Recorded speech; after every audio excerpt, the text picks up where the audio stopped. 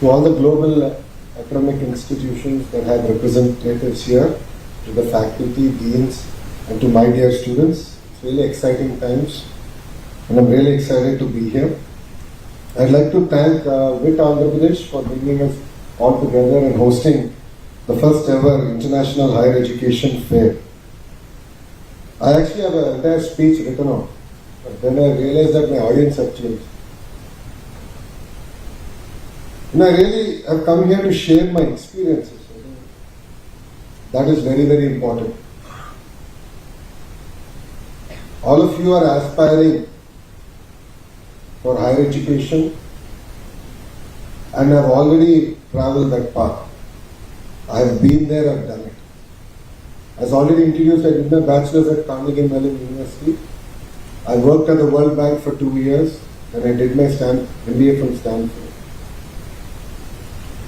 I inevitably host admissions events for Stanford MBA in Hyderabad.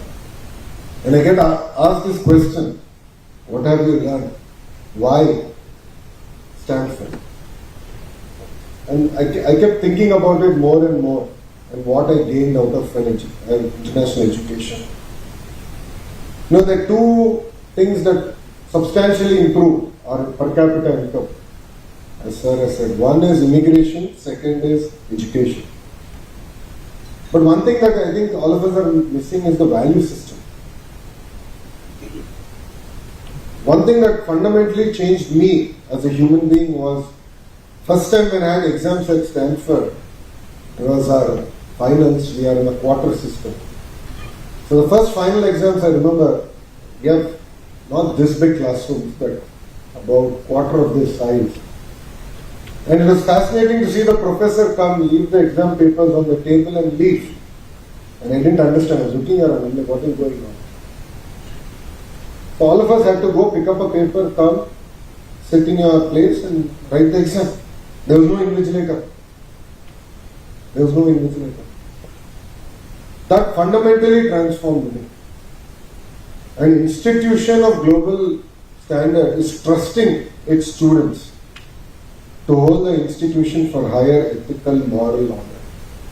And that fundamentally transformed. So as all of you go globally to other states, I think what is important is to learn the value system and the values that different institutions actually bring. As WIT has its own culture, other global repute organizations have their own culture. So it's important to understand which institution actually fits into the culture that you aspire to be in, and you will try.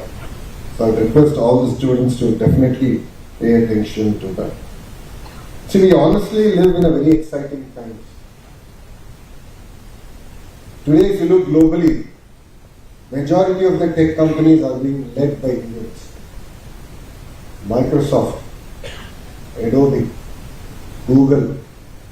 The vice chairman of Bank of America happens to be a Telugu person. So if you look at it all, majority of the global institutions, if not number one, at least at number two today, we see Indians. And the reason for that is the reforms that India has taken in the 80s and in the 90s. You know, it is Mr. Naidu who opened up the entire IT sector in Hyderabad. Today the modern Hyderabad is this baby. And because of that one initiative globally, I'm proud to say that 20% of the IT workforce come from the two Telugu speaking states.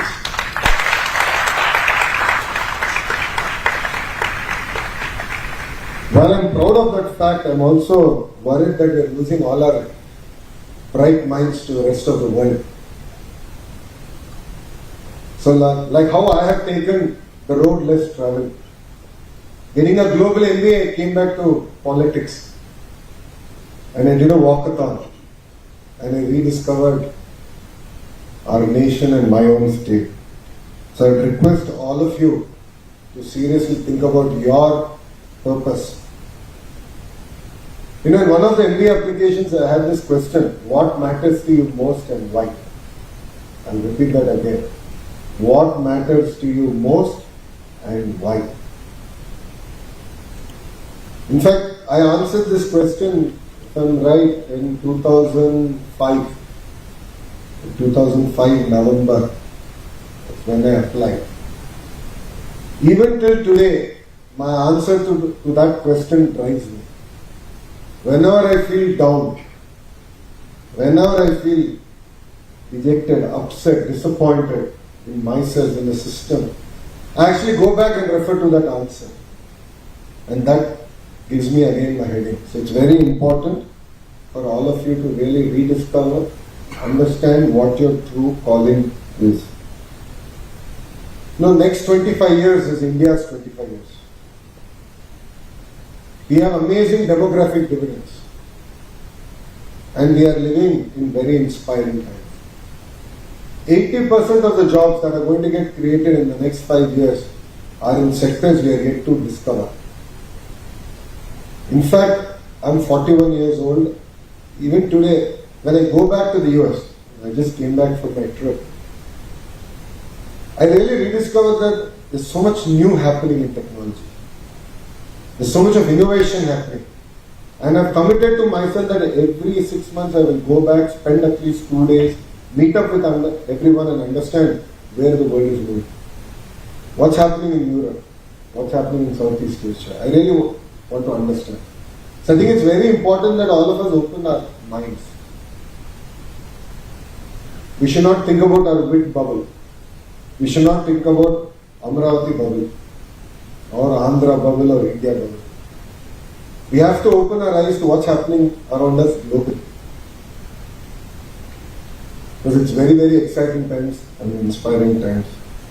And the next 25 years is India's 25 years. So while all of us go get a global education, the real action is going to be in India. And it's very important that all of us actually come back and be part of India's growth story. As far as Andhra Pradesh is considered, as part of the Honorable Prime Minister's vision, Vikasit Bharat, we have come up with Vikasit Andhra Pradesh, where by 2047 we want to be a $2 trillion economy. And we want to have the highest per capita income in India. And yes, sir, GR ratio is a key performance indicator that the Honorable Chief Minister has given me. So we are tracking that closely. CM is very clear that our students should definitely go for higher education. From 10th grade, we want to monitor dropouts, we want to motivate them, we want to get them into the formal education system, and that is a focus area for us.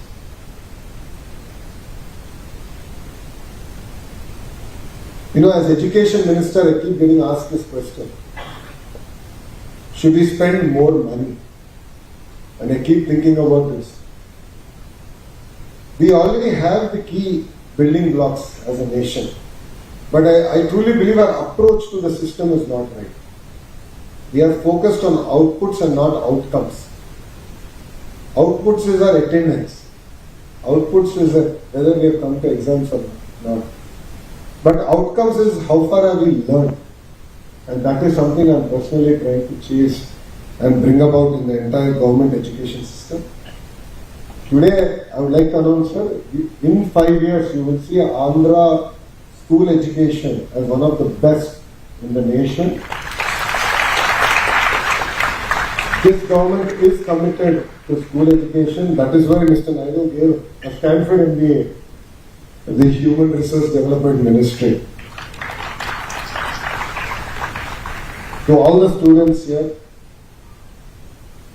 a life lesson. You know, life is all about a journey. It is not about a destination. You are going to have amazing highs and you will have amazing lows. You will have good days, you will have great days, you will absolutely have bad days and worse days. It's very, very important to take both in the same stride. Number two, always choose the road less traveled. That opens up amazing opportunities for all of us. Always challenge yourself. Always push yourself. And I'll give you an example of my own life. 2013, I joined Mr. Naidu's team. We worked, we got elected. Then I joined his cabinet in 2017, but we lost the elections in 2019. I contested from a constituency called Mangalgiri, which Telugu Desam party did not win since 1985. 1985. I contested in 2019 and I lost. I lost with 5,300 votes. I felt bad. It took me 2-3 days to recover from that loss. I said, what did I do wrong? But 2-3 days later I realized that it's my mistake. I couldn't convince the people of Mangalgiri that I am capable, competent of leading them. 5 years I committed to it. 5 years